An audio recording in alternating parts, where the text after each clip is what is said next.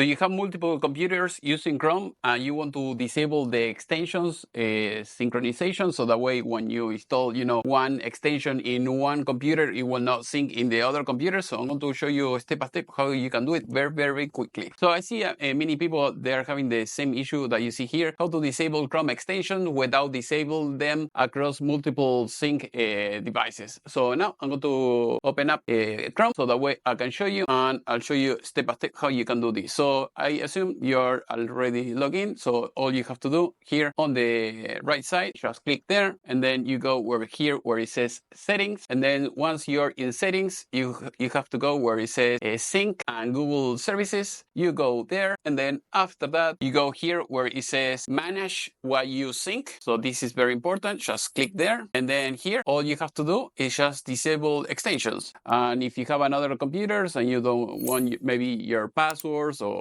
bookmarks or something else, maybe you can just disable it from here. So that's it. So if you have any question, please leave it in the section below. And if you want to learn more about my computer classes, go to the playlist in my YouTube channel and you will see them all. Thank you for watching, and see you next time.